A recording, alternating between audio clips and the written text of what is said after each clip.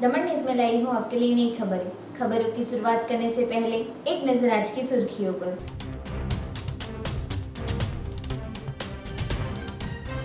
वापी डुंगरा में आई एक सोसाइटी से देह व्यापार का मामला सामने आया।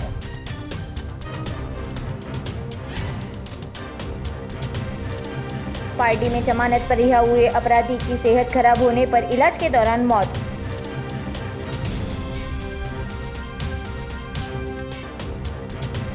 कपराड़ा में मतदान जागृति हेतु बाइक रैली का आयोजन हुआ।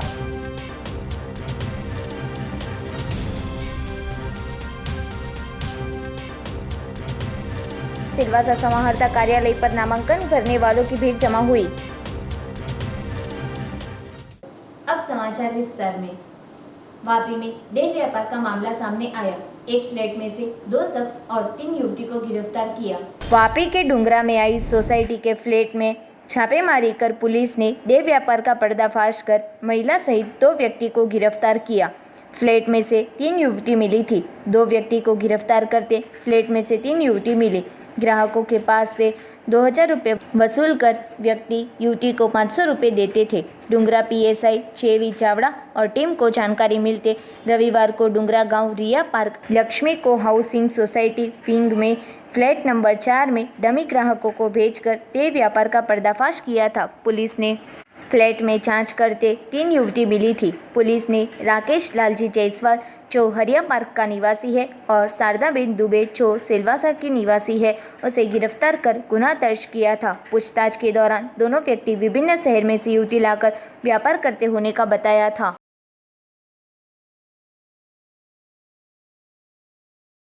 पारडी कोर्ट के गेट के पास जामीन पर छूटे प्रोहिबिशन के आरोपी की तबीयत बिगड़ते इलाज के दौरान मौत। पारडी पुलिस ने परिया वावफलिया में देशी शराब की छापेमारी में एक आरोपी को गिरफ्तार किया था, जो आरोपी को बीते कल पारडी कोर्ट में प्रोहिबिशन के गुनाह में हाजिर करने के बाद कोर्ट ने आरोपी गणेश नवीन भाई पटेल जिसकी उम्र वर्ष 38 को जामीन पर मुक्त किया था। बाद में आरोपी को कोर्ट के गेट के पास शराब के नशे की वजह से चक्कर आते 108 एम्बुलेंस द्वारा सीएचसी हॉस्पिटल में इलाज हेतु ले जाने में आया था, जहां इलाज के दौरान आरोपी गणेश की मौत हुई थी। पुलिस ने बाद में सीएचसी हॉस्पिटल में पोस्टमार्टम करवाने की कामगिरी शुरू की थी। घटना की जानकारी परिजन को होते परिजन समेत परिया गांव के सरपंच दीक्षित पटेल सहित गांव के लोग आ पहुंचे थे। डिप्टी मामलतदार और दोनों पीएसआई और संबंधी की उपस्थिति में पोस्टमार्टम करने में आया था। पोस्टमार्टम रिपोर्ट में जो सच्चाई होगी वह मृतक के परिजन को बताएंगे, ऐसा पुलिस और चिकित्सक ने बताया था। गणेशभाई नवीनभाई पटेल तोड़िया पटेल અને પરિયા વાવ પરિયાના રહેવાસી એવા ગણેશભાઈને પરમ દિવસે પોલીસ સ્ટેશનમાં એમના ગુનાસર લાવવામાં આવેલા અને ગઈકાલે એમને જામીન પણ થઈ ગયેલ। તે પછી અચાનકમાં એમને ચક્કર આવતા અહીંયા પારડી સરકારી દવાખાનામાં લાવેલા અને ત્યાં એમને મૃત જાહેર કરવામાં આવેલા। હવે એની અંદર પોલીસ સ્ટાફ પણ હાજર હતો અને ગામ લોકો અને બધાની વચ્ચે મળીને વાત કરતા અને એની અંદર એવું નક્કી થઈ રહ્યું છે કે પોલીસ તરફથી કે તમારે જે પણ કંઈ અમારા લાયકની જે પણ જરૂરિયાત અને મદદની જરૂર હશે અમે કાયદેસરની કાર્યવાહીમાં તમને પૂરેપૂરો સપોર્ટ કરીશું અને એમાં ડૉક્ટરો દ્વારા કાયદેસરની રીતે આજે પોસ્ટમોર્ટમ પણ કરવામાં આવેલ છે અને જે બદલ ઘરના મરણજરા ગણેશભાઈના ઘરના અને ગામના દરેક લોકોના અને મને સરપંચ તરફથી એમાં પૂરેપૂરો સંતોષ છે। कपराड़ा में मतदार जागृति की बाइक रैली में 250 जितने शिक्षक जुड़े। 181 कपराड़ा विधानसभा मत विस्तार के मतदार मतदान का महत्व समझे और अपने मताधिकार का उपयोग करें, इस हेतु से वलसाड जिला मुख्य चुनाव अधिकारी के कार्यालय और जिला शिक्षण अधिकारी और जिला प्राथमिक शिक्षण अधिकारी के कार्यालय द्वारा स्लीप कार्यक्रम अंतर्गत मतदार जागृति बाइक रैली का आयोजन करने में आया था, जिसमें 250 जितने प्राथमिक और माध्यमिक शाला के शिक्षक जुड़े थे। जिस अवसर पर वलसाड जिला शिक्षण अधिकारी के.एफ. वसावा और जिला प्राथमिक शिक्षण अधिकारी बी.डी. बारिया और जिला तहसील शिक्षक संघ के होद्देदार उपस्थित रहे थे। कपराड़ा की मतदार जागृति अंतर्गत बाइक रैली को जिला शिक्षण अधिकारी के.एफ. वसावा और जिला प्राथमिक शिक्षण अधिकारी बी.डी. बारिया ने हरी झंडी दिखाकर प्रस्थान करवाया था। यह बाइक रैली कपराड़ा तहसील पंचायत से शुरू कर राष्ट्रीय मार्ग पर आए आरटीओ चेक पोस्ट से अक्सा होटल होकर अरुणोदय सार्वजनिक विद्यालय तक निकालने में आई थी। इस अवसर पर जिला शिक्षण अधिकारी के वसावा ने स्तर पर स्वीप अंतर्गत मतदान जागरूकता के लिए बहुविधि कार्यक्रमों की जानकारी शिक्षकों को दी थी। ज्यादा में उन्होंने लोकशाही मजबूत बने इसलिए महत्तम लोग मतदान करें ऐसे प्रयास करने शिक्षकों को सूचना दी थी।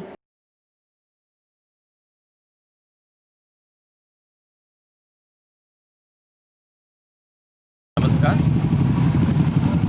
कपराड़ा 181 पेटा चूंटणी विधानसभा निमित्ते स्वीप अंतर्गत एटले कि मतदान जागृति अंतर्गत अलग अलग प्रकारना कार्यक्रमों करवाना होय छे। आजे कपराड़ा खाते प्राथमिक और माध्यमिक शिक्षकों द्वारा बाइक रेलीનું आयोजन करवामां आवेલું छे। आ बाइक रेलीनी अंदर लगभग 250 जेटला शिक्षकों जोड़ाया छे। स्वीप अंतर्गत और मतदान जागृति अंतर्गत खास करीने जे कार्यक्रम करवानो होय छे एनो महत्वनो हेतु आ छे के लोको सुधी आ वात पहोंचे अने वधुमां वधु लोको आ मतदान करी शके। मतदान करीने लोकशाहीने मजबूत करवा माटेनो आ एक महत्वनो हेतु छे। एटले सौने अमारे वहीवटीतंत्र वती अपील छे के कपराड़ा मत विस्तारना तमाम मतदारों तारीख 3/11 रोज महत्तम टकावारी मीन्स थाय मतदान करे एवी सौने शुभेच्छा पण छे अने सौने अपील पण छे के खूब मोटी संख्या में लोग मतदान करे अने लोकशाहीने मीन्स मजबूत करे। दादरा नगर हवेली में आगामी चुनाव के नामांकन की प्रक्रिया जारी।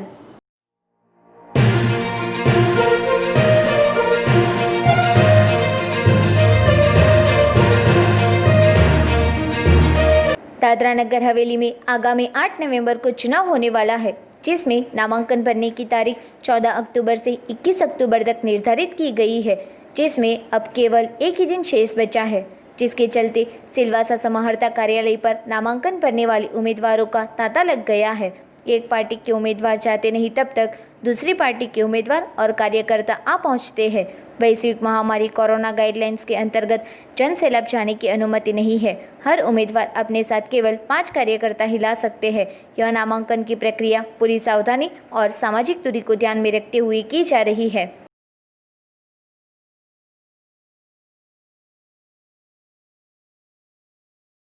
એટલે કે નવેમ્બર મહિનાની 8 તારીખે ગ્રામ પંચાયત, જિલ્લા પંચાયત અને મ્યુનિસિપલ કાઉન્સિલની જે ચૂંટણીઓ આવી રહી છે એમાં દાદરાનગર હવેલી તેમજ દાદરાનગર હવેલીના લોકપ્રિય સાંસદ શ્રી મોહનભાઈ દેલકરના એક મજબૂત એલાયન્સથી તેમજ દમણની અંદર જનતાદળ યુનાઇટેડ અને ઉમેશભાઈ પટેલના એક જોડાણ એક એલાયન્સથી ટૂંકમાં એટલું કહી શકું કે દાદરાનગર હવેલી જનતાદળ યુનાઇટેડ દાદરાનગર હવેલીના લોકપ્રિય સાંસદ મોહનભાઈ દેલકર તેમજ દમણના ડાયનેમિક અને નીડર એવા લીડર શ્રી ઉમેશભાઈ પટેલ ત્રણેયના એલાયન્સમાં દાદરાનગર હવેલી, દમણ અને દીવની અંદર આવનારી આગામી ચૂંટણીઓમાં ગ્રામ પંચાયત, જિલ્લા પંચાયત અને મ્યુનિસિપલ કાઉન્સિલની અંદર અમારા ઉમેદવારો છે એ ઉમેદવારી આજે નોંધાવી છે અને અમને આશા છે કે અમે બહુમતીથી જીતીશું।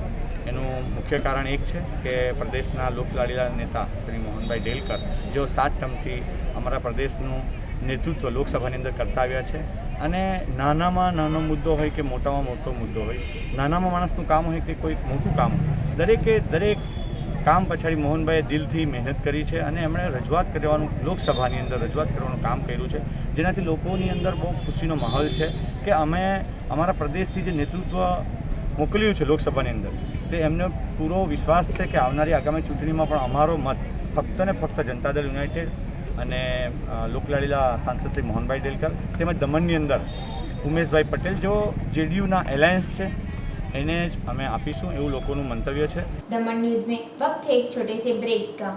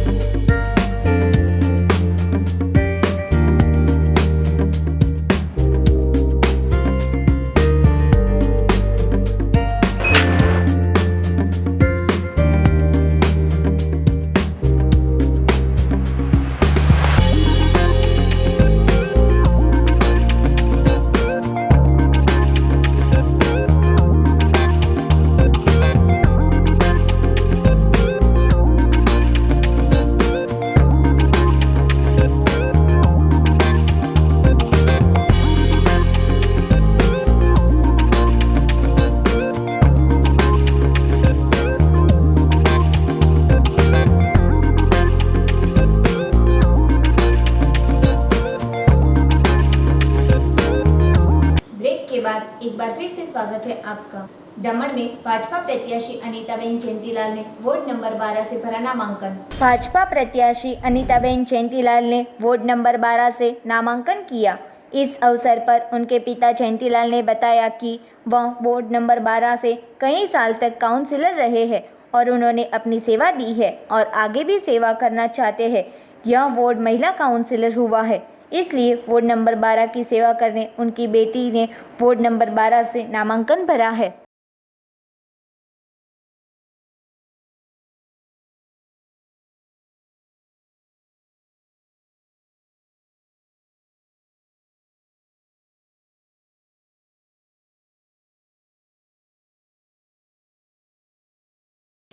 मैं काउंसिलर के रूप में बहुत सालों से 4 टर्म तक म्यूनिसिपालिटी में काउंसिलर रहा हूं और मैंने म्यूनिसिपालिटी में सभी लोगों की बहुत अच्छी तरह से सेवा की है और आने वाले दिनों में भी मैं ये सेवा कर सकूं, ऐसी मेरी हालत थी। फिर भी ये हमारा जो वार्ड है ये महिला आरक्षण वार्ड हुआ है, इसीलिए मैंने ये वार्ड नंबर 12 की और म्यूनिसिपालिटी की सेवा करने के लिए मेरी जो लड़की है, मेरी जो दीकरी है, उनको मैंने ये वार्ड से नामांकन करवाया है और बीजेपी ने भी इसमें हमके विश्वास करके हमको इनका टिकट दिया गया है, तो इनकी ओर से हमने नामांकन किया है। तो मैं सभी को अनुरोध करता हूँ, वार्ड वासियों को, कि वार्ड नंबर 12 से अनीता पटेल को जिता के जंगी बहुमती से जिताए और फिर से बीजेपी को यहाँ से इलेक्टेड करें। मुझे वार्ड नंबर 12 से भाजपा द्वारा नियुक्त किया गया है। आप सभी को मेरा निवेदन है कि 12 नंबर में मुझे वोट देकर भाजपा को फिर से जिताना है। वापी गोविंदा कॉम्प्लेक्स के सामने गटर ब्लॉक हो जाते गंदा पानी मार्ग पर फैला। वापी सिलवासा मार्ग से दिन रात कई छोटे बड़े वाहन और राहदारी गुजरते हैं। इस 4 रास्ता के पास गोविंदा कॉम्प्लेक्स आई है, जिसके सामने बारिश के पानी और गंदे पानी के निकाल के लिए गटर लाइन की व्यवस्था करने में आई है। इस गटर में सफाई के अभाव से कचरा भर गया है, जिससे पानी का बहाव अटक गया है। गटर खुली ही है और उसके ऊपर कुछ दूरी पर ढक्कन रखने में आए हैं। यह गटर का पानी उभर रहा है और रास्ते पर बह रहा है। मार्ग से गुजरते राहदारी, वाहन चालक और कॉम्प्लेक्स में काम हेतु आते लोग गटर से परेशान हो रहे हैं। पिछले 4 दिन से यह पानी उबरता होने के बावजूद तंत्र अनजान रहा है। बारिश के मौसम के दौरान भी गटर में से पानी का निकाल नहीं होता। हर बारिश के मौसम में रास्ते पर पानी का तालाब हो जाता है। पानी भर जाने से मार्ग से गुजरते वाहन चालक और राहदारी परेशान हो रहे हैं। वलसाड शहर के सेगवी गांव में खेत में से बड़े अजगर का रेस्क्यू करने में आया। राजूभाई पटेल जब अपने खेत में ट्रैक्टर द्वारा खुदाई करवा रहे थे, तब उनको बड़ा अजगर करीबन 15 से 20 फुट जितना लंबा दिखने को मिला था, जिसके बाद उन्होंने नगर पालिका में एनक्रोचमेंट विभाग में काम करते महेश चौहान का संपर्क किया था, जिसके बाद बड़े अजगर को खेत में से बाहर निकलकर रेस्क्यू करने में आया था। અને લગભગ 20 થી 25 વર્ષથી એનિમલ્સ માટે હું આ કાર્ય કરું છું. આજરોજ સવારે રાજુભાઈ અમારે અહીંયા મોટરની દુકાન છે સ્ટેડિયમ રોડ પર, એમનો ફોન આવ્યો કે મારી વાડીમાં અમે ખેતર સાફ કરતા છે, ત્યાં એક બહુ મોટો અજગર કે જેનું વજન 35 કિલોની ઉપર છે અને લંબાઈ લગભગ 13.5-14 ફૂટની બી ઉપર થાય તેટલો ભારી અજગર હતો. એમણે જોવાથી ને એમને ત્યાં નાના બાળકો પણ છે કે વાડીમાં ફરતા હોય ને જો આટલું મોટું જાનવર હોય એટલે એ લોકોએ મને તાત્કાલિક ફોન કર્યો અને મેં આ અજગરને વ્યવસ્થિત રીતે પકડીને ચણોઈ ફોરેસ્ટ ખાતામાં હું જમા કરાવી દઈશ અને વ્યવસ્થિત જંગલમાં આટલું મોટું જાનવર વ્યવસ્થિત રીતે રહે તે રીતના ફોરેસ્ટ ડિપાર્ટમેન્ટવાળા છોડી રાખશે. ને આવું કંઈ પણ હોય તો મારો મોબાઈલ નંબર છે 9375828101. अभी कोई पक्षी हो कि એવું કઈ હોય તો તાત્કાલિક મને રિંગ કરવાની. खबरों की समाप्ति करने से पहले एक नजर आज की सुर्खियों पर।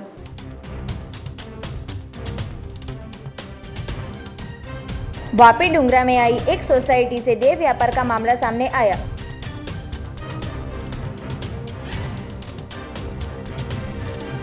पार्टी में जमानत पर रिहा हुए अपराधी की सेहत खराब होने पर इलाज के दौरान मौत।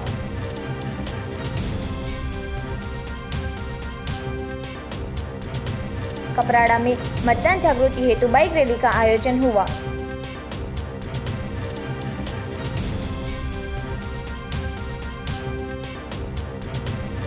सिलवासा समाहर्ता कार्यालय पर नामांकन भरने वालों की भीड़ जमा हुई।